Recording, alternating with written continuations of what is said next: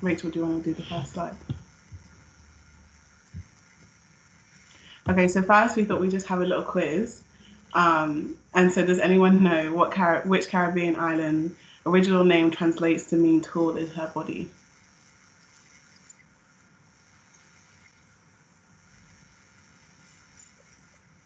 I can't see if anyone's hands up, so you could just, I don't actually know the answer, so I'm gonna guess. Oh, okay, yeah, go and guess. I'm gonna say Martinique. Okay. Is anyone else's hand up? No, not that I can see. Okay, does anyone else want to have a guess? This is very like relaxed and informal, so just don't worry. Ade said it's giving me Dominican. Okay.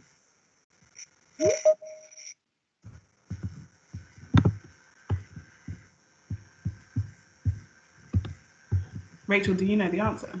Yeah, should I say? Yeah. It is, in fact, Dominica. It is the Dominican transit the tallest her body, so fun. So Ade, you were right. Yeah. Okay, go to the next question. What percentage of the Caribbean islands are inhabited by people?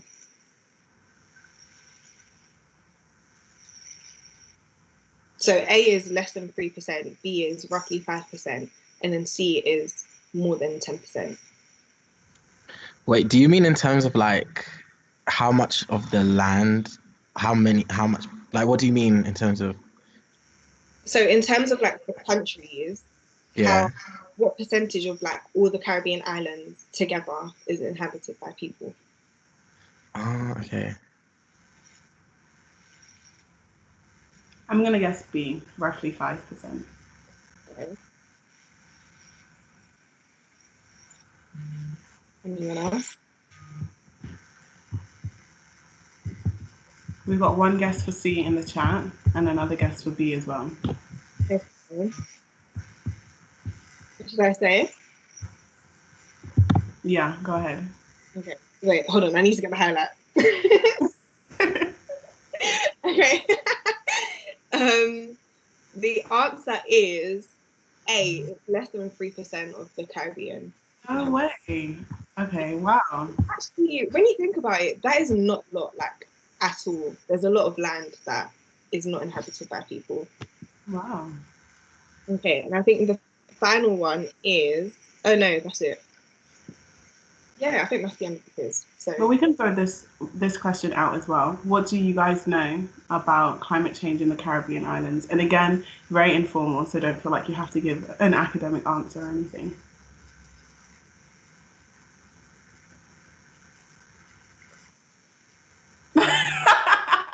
And they said it's giving me hurricanes.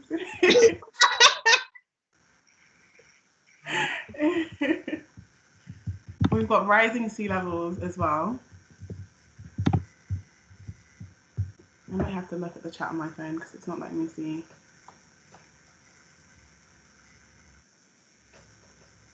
We've got sea level rise in fishing.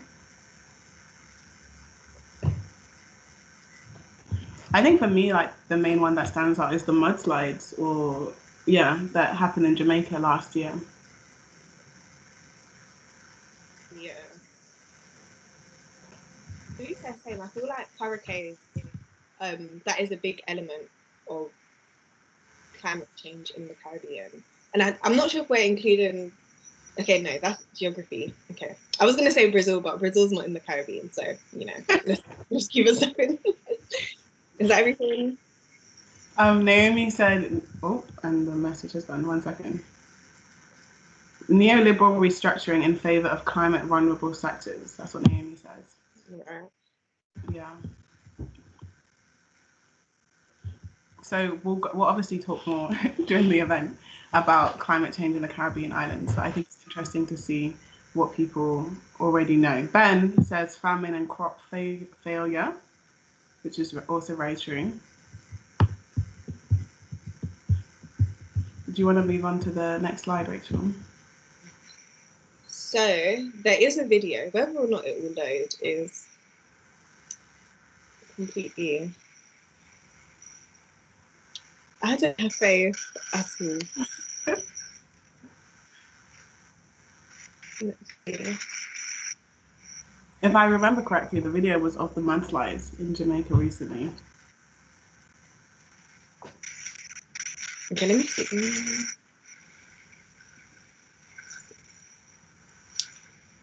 Mm. Okay, do you know what? I think, should we go on to the introduction and then I'll stop sharing my screen and then we'll go back to this. Okay. Okay, so for the intro, I guess I'll just dive into it then. So essentially, like for me and Kimmy is my co-officer. We ran for this role as environment and ethics officer because we felt like the discourse around the climate crisis on campus, but also more generally in the global north, is this idea that we have until 2050 and 2030 as if these figures make sense. But the global south has been feeling the effects of climate change. Haiti in 2010, Jamaica just recently, Puerto Rico, and these are ongoing crises as well. And it points to the truth that the environmental crisis is racialized. Environmental justice is racial justice, but too often people of color are erased from the discourse and the narrative. So, for example, I'm not sure if people saw that photo of Greta Thunberg and a bunch of other white climate activists, and they had cropped out Vanessa Nakate, who's obviously a black woman, from the picture. And so not just like our voices are being silenced, but our experiences are being silenced as well, or people of color's experiences are being silenced. Especially when it comes to formulating policies and figures like 2050 and 2030. Island communities are on the front line of global change. According to latest forecasts, countries in the tropics are set to endure or would have endured unprecedented climates or catastrophic impacts of climate change by 2020. So that was last year. Even the language that we use of like 2 degrees and keeping climate warming under 2 degrees, what does that mean and for whom? The UNFCCC still labels a 2-degree scenario as economically feasible and cost effective. The Paris Climate Agreement aims to keep global warming at 1.5 degrees, but there's also like an acknowledgement that as long as we keep it under 2 degrees, we'll be okay. Currently, the emissions reductions that COP member countries have voluntarily agreed to have been predicted to lead to warming of 2.7 to 3.7 degrees. But even if we like make it by 2030 or 2050 to have only warmed by 1.5 degrees, this is a future in which Caribbean societies don't have a future. The framing of sustainability in the global north is concerned with the future conditions of the citizens in the global north, and this comes at the expense of the present existence of people in the global south. So it's this kind of idea of built into like policies that, you know, in the Paris Climate Agreement, the figures that are currently used are 2050 and 2030. There's this understanding that so many areas, predominantly areas in the global south, predominantly people of color, those lands are being sacrificed, but we don't really hear that when we think of figures of 2050 and 2030. So yeah, that was really the driving force behind this event. Rachel and I were meant to make this into a series and do one on like the Caribbean, one on South America, one in Asia, one in Africa. But we will we will see because we're also very busy. But yeah, that's just a quick introduction. Were you able to get the video, Rachel? Yes, I have the Jamaica video. I haven't been able to get the Haiti one, but I'll share the Jamaica one.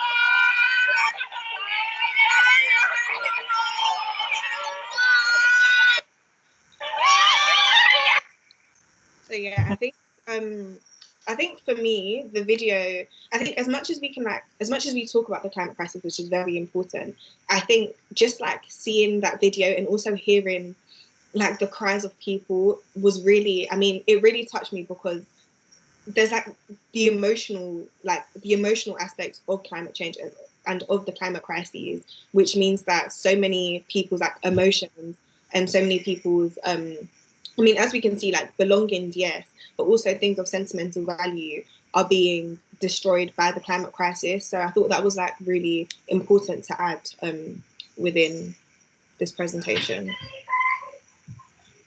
And I'll go on to this one.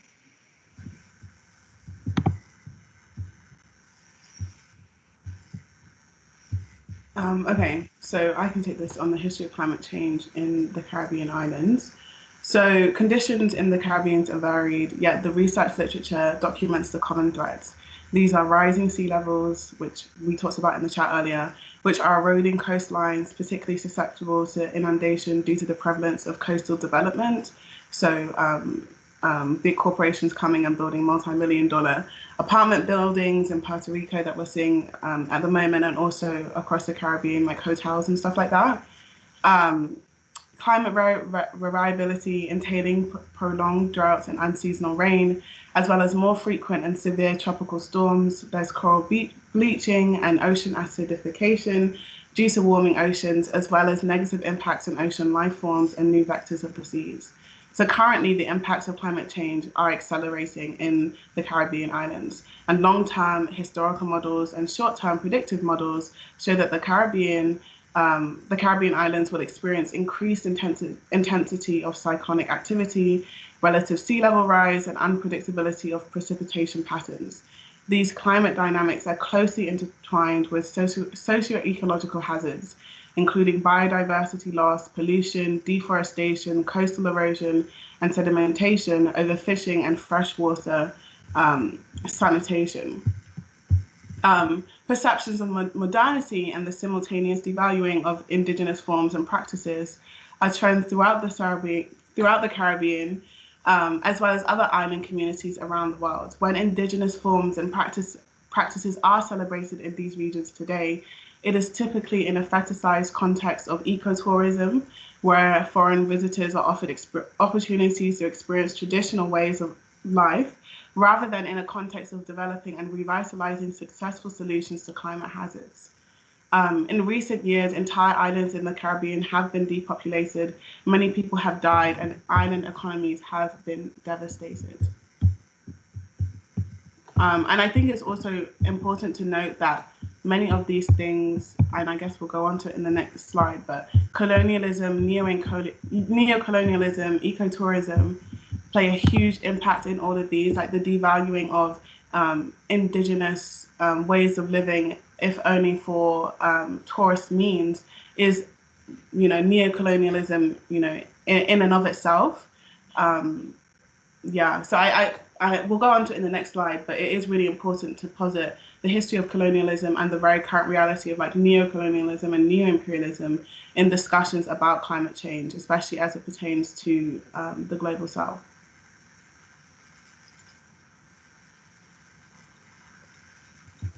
Okay, how does colonialism affect the effects of climate change? I think I'll throw this one out to the audience first, if anyone wants to add anything that they think on this.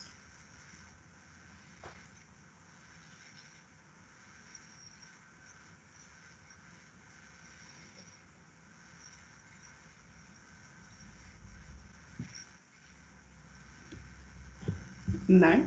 Okay, I'll go first.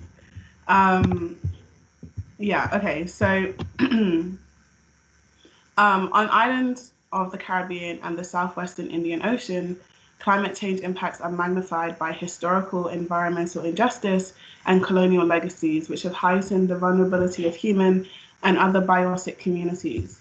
The human colonization of islands of the Caribbean and the southwestern Indian Ocean significantly impacted endemic island fauna and flora. Subsequent human activity, the translocation of people, animals, and plants throughout these regions precipitated further irreversible ecological shifts, such as extinction.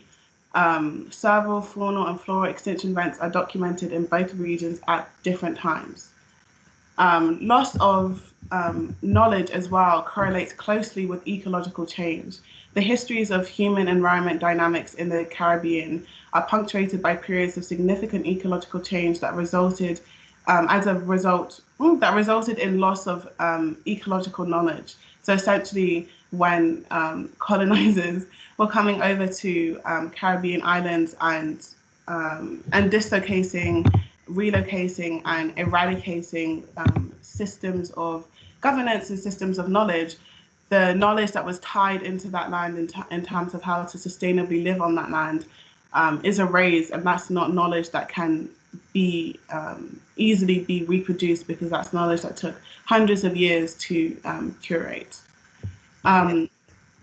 Although the consequences of this genocide extend far beyond knowledge loss, knowledge accumulated and transmitted over millennia by communities that had long co-evolutionary relationships with island communities was destroyed, severely constraining communities' capacity to draw on generations of past experience to innovate future adaptive strategies. The revitalization and preservation of Indigenous languages, knowledge, and oral histories represent a critical dimension of planning for a just and sustainable future. I just saw a comment in the chat. Let me go see what that was.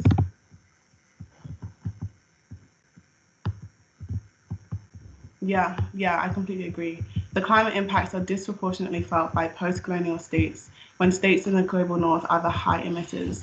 There is a politics of blame on post-colonial states for environmental issues outside of their control. Yeah, for sure. And again, we see this again like in the centering or in the framing of discussions on the climate crisis when they're drafting figures like 2050 or 2030.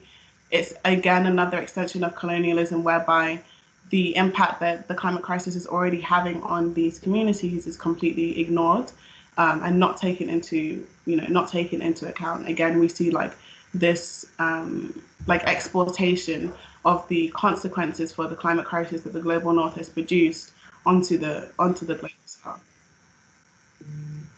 Yeah, I completely agree, and I also think, especially with Haiti, I think obviously, okay, Haiti, like as a colony of the French, was really like the French really like used them.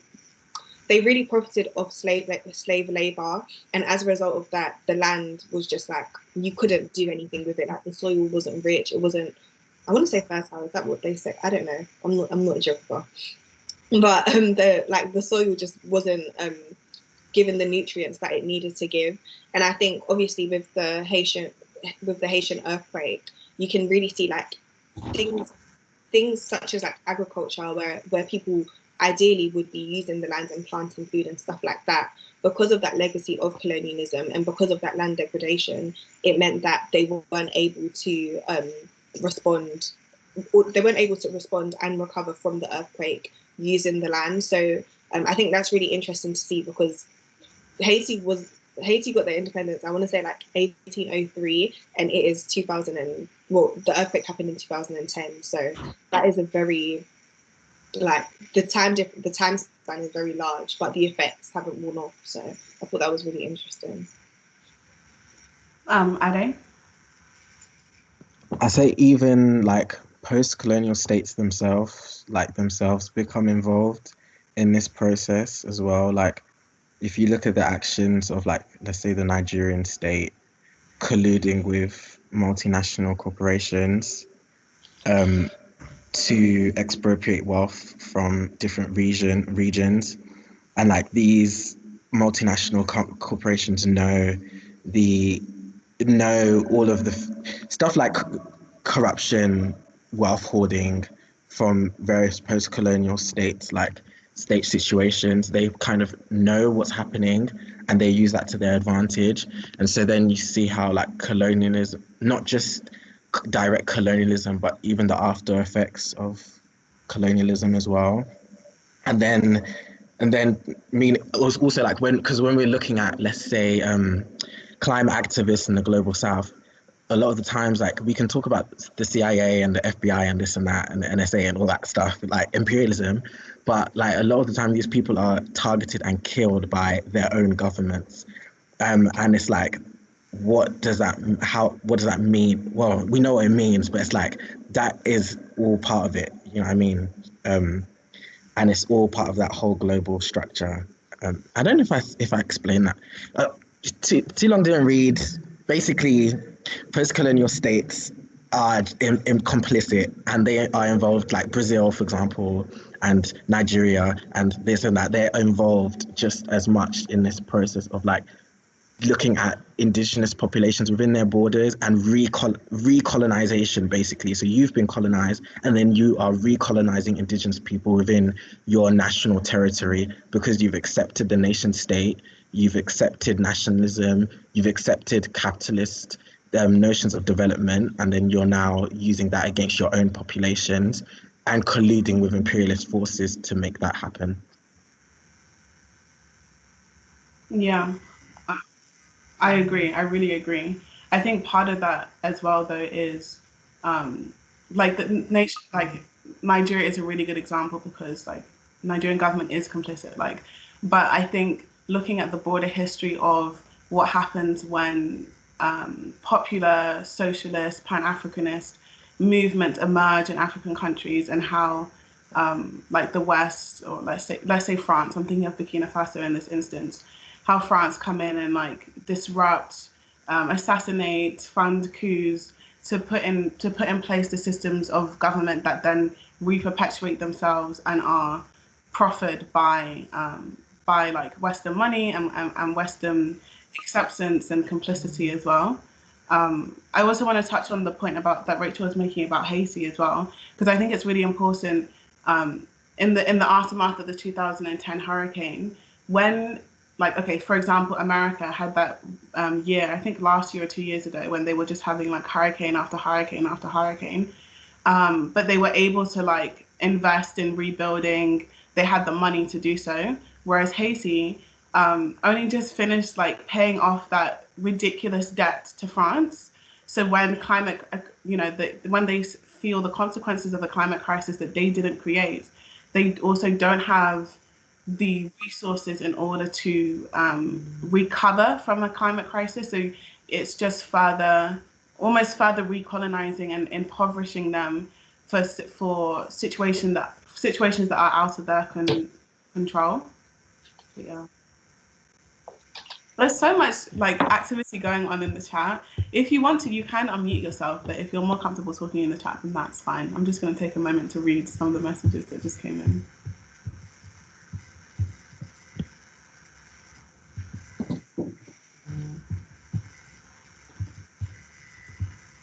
Hello, I could talk.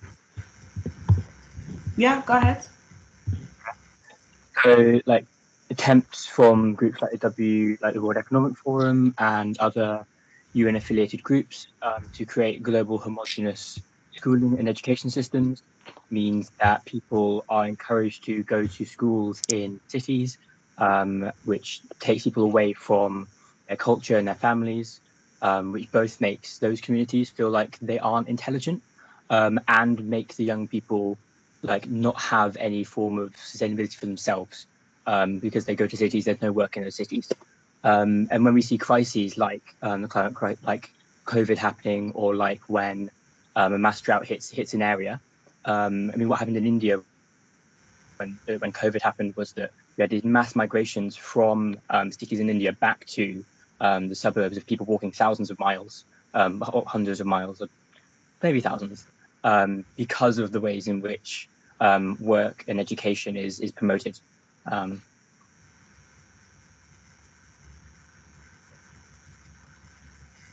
Yeah, thanks, Ben, for that point. Does anybody else want to add anything?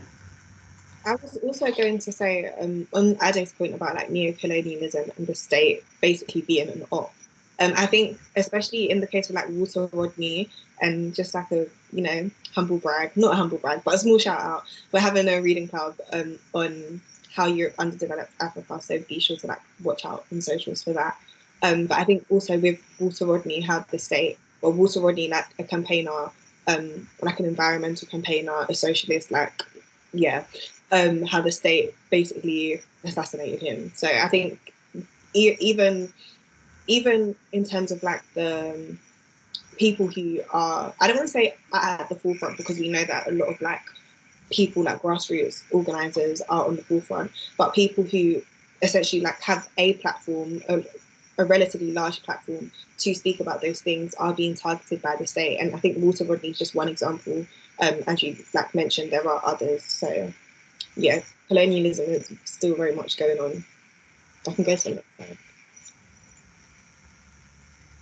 Yeah, unless anyone else wants to say anything on this question.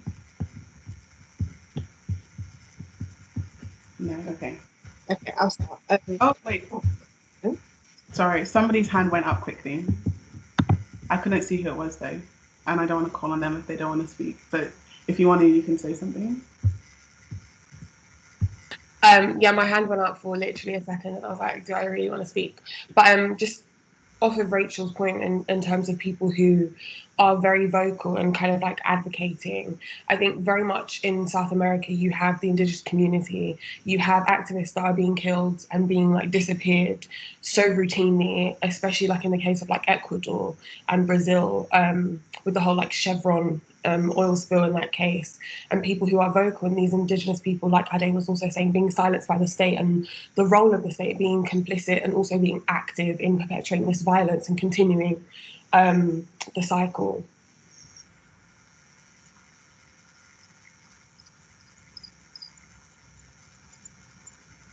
Yeah, I completely agree.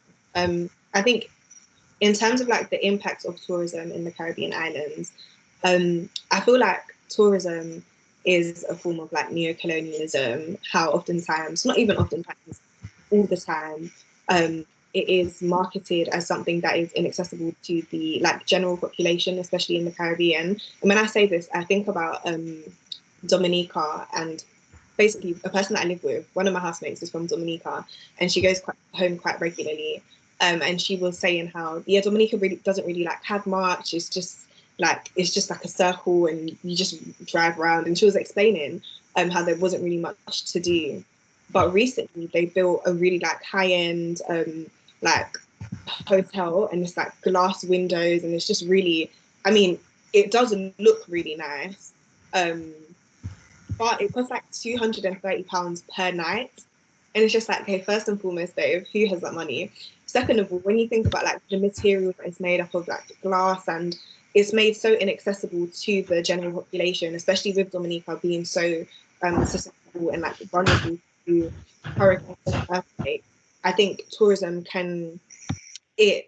it presents the climate crisis, or it doesn't present the climate crisis at all. It says, okay, come to this amazing country, and like the country is amazing. Come to this amazing country, and you can stay in this high-end building. You can live here. You can have access to a pool and all these different things.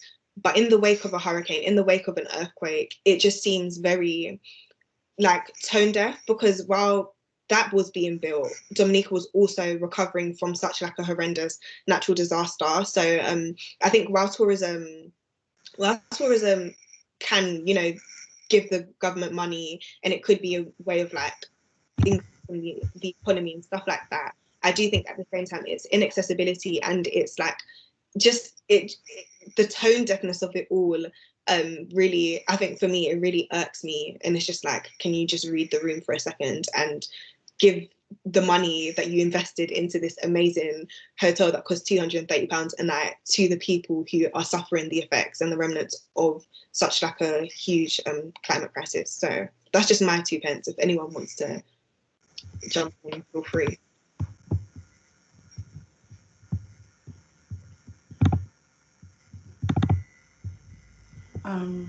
Naomi, and then Quinn.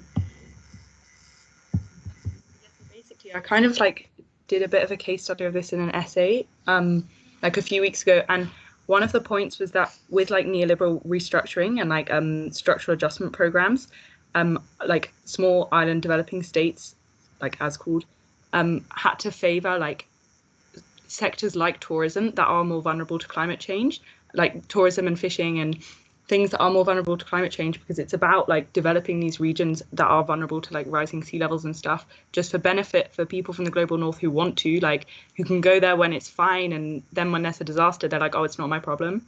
So I feel like that's where like the effects of colonialism are still seen in tourism today. Yeah, most definitely. I think Quay, I mean, I can't speak for him, but I think the said Quay has a lot.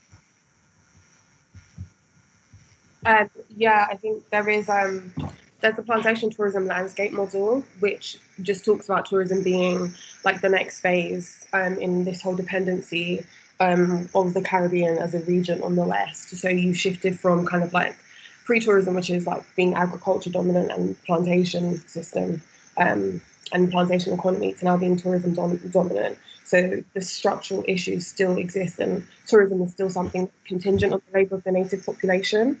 And where it's consumer focused and consumer heavy. So profits and stuff are not going to those who are native to that region, but everything it's the benefit of the West. And in the context of obviously like climate degradation and climate change, it's just like very tone deaf to the actual realities of the environment and what's going on. Yeah, I completely agree. I think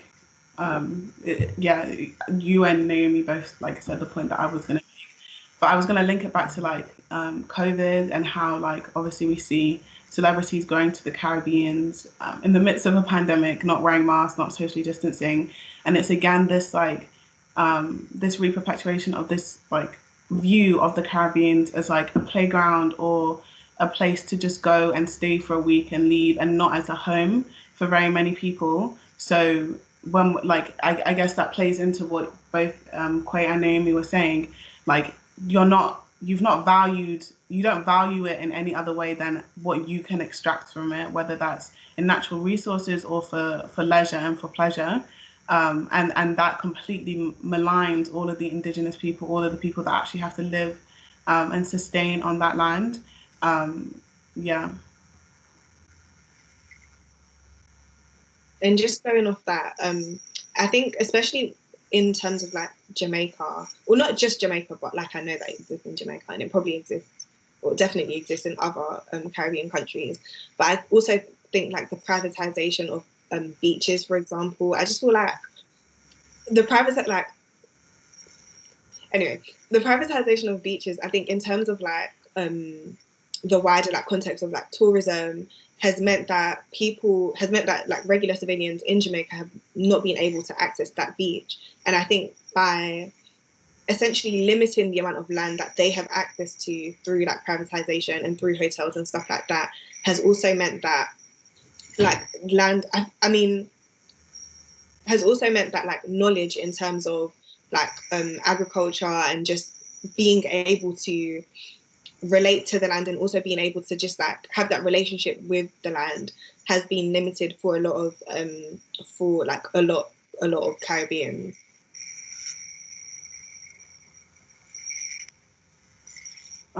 Yeah, I was thinking also of this TikTok that I watched this morning of this woman in Puerto Rico, and she's a journalist actually, but she was talking about how she has land out the back of her house, and on this land she keeps horses and other animals, and it's also her way to get direct access to the beach.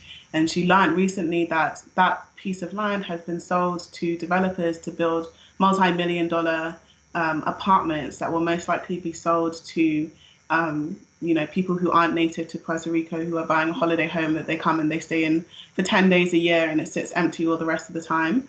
And I think it also goes back to state complicity, because she was saying how this land is technically protected. There are laws in place that protect this land, but these laws are being ignored, and governments aren't. The government isn't really protecting the land in the way that it should be. But yeah, so I was thinking about like not just tourism in terms of you come for 10 days and you leave, but also like coming and buying a holiday home that you've taken up like indefinite like land and space to do that. Like it's ecotourism in general, like it's bad, but the idea of just going to another place and buying a home and not living in it for like 99.9% of the year, and like the environmental degradation as a result of that is just so wild to me. But that's also something that's very like constant throughout the Caribbeans as well. Yeah, and I also think I just think, okay, as much as like the land is restricted for Jamaicans and for just Caribbeans in general, I think also the fact that animals can't access that land and insects can't access that land, so it means that it's uninhabitable for all those natural species that are like indigenous to that area, and it could lead to like the extinction of them all, and that is like inevitably that is part of the climate crisis.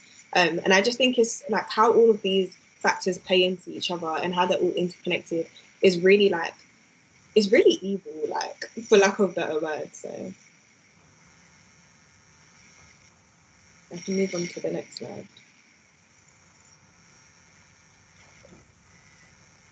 Okay, I'll move on.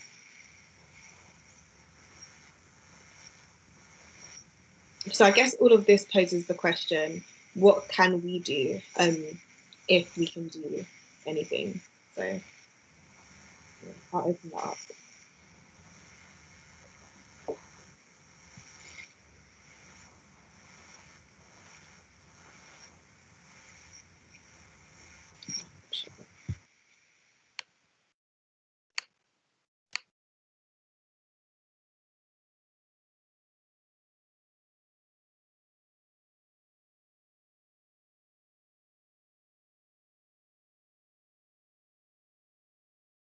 I'll go first. I think, I mean, a running theme throughout this whole week has been, I mean, we acknowledge, okay, the climate crisis is a capitalist issue. We acknowledge it is a feminist issue. We acknowledge it is a racist issue.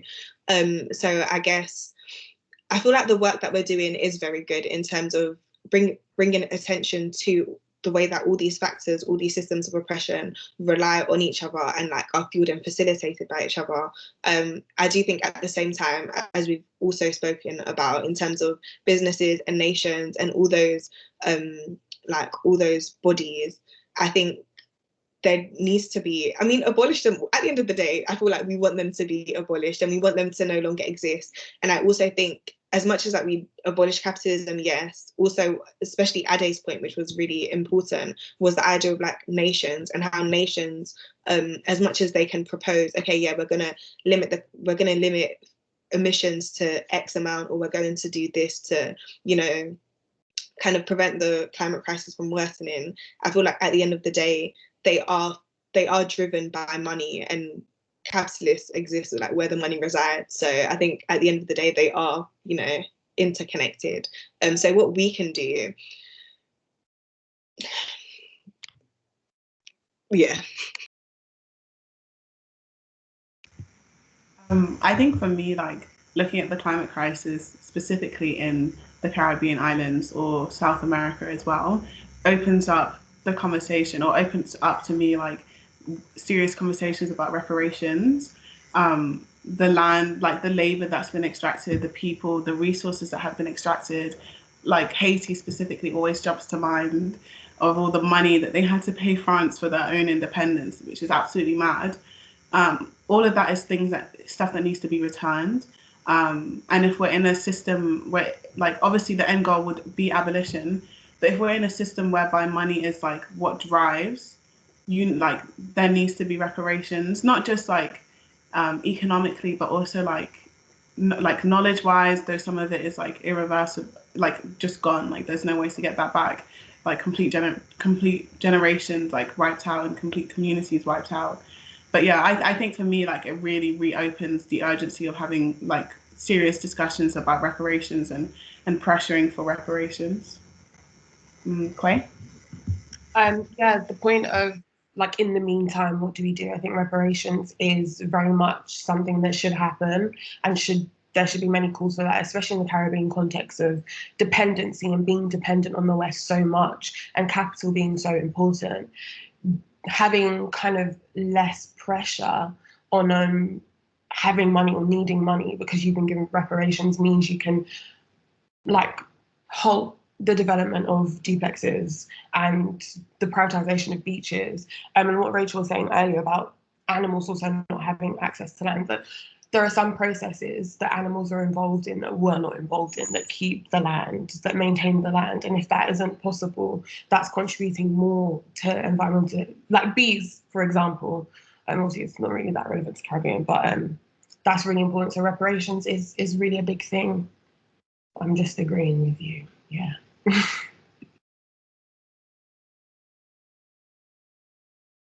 Thanks, Quay. Ben? Yeah, so I mean, there's so obviously the things at the source are not in the UK, but in what we have here is there's often the offices or the heads of the companies are here. So London is like a complete like mismatch of like mining headquarters and like extractivist industry. So movements of international solidarity that work with communities, that center their voices and their needs, and that try and work out what we can do for each other.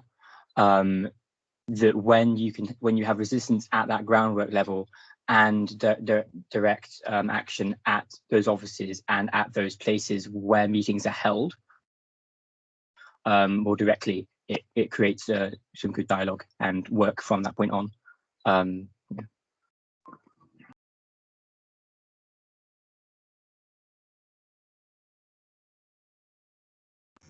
Thanks, Ben. Rachel?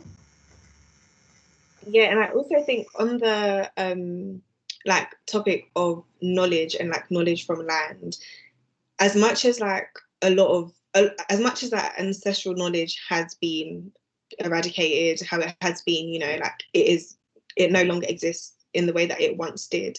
I think the idea of like relearning and also listening to nature, but yeah, like listening to nature and just having that connection, because I do think now with capitalism especially, it has meant that like a lot of the raw resources or a lot of the raw ingredients, it's like we don't really have a connection to it because we don't see it in its purest state and we don't know what it is. So I think also kind of just being open to learning and learning about all these different things, because as much as like ancestral knowledge, you know, is no longer here, I do think there are some people who do know things about it and that can be passed on and that it can be archived in a way that it is accessible to future generations, so that there is that connection with the land. Yeah.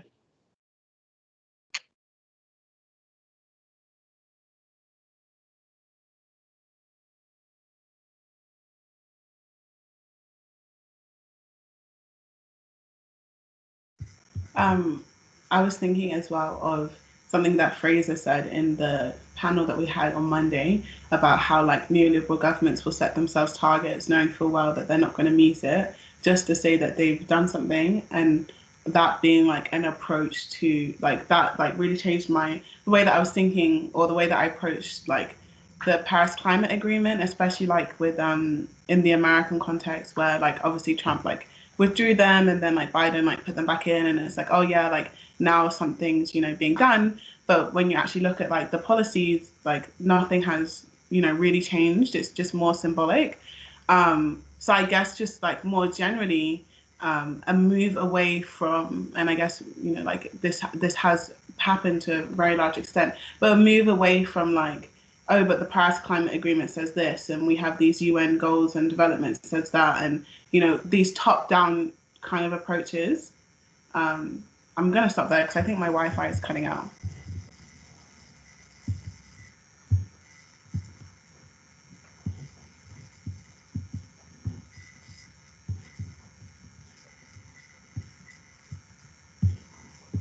I think if no one has anything left to say, I think we can conclude the event. Yeah. Okay. I don't know how to conclude event.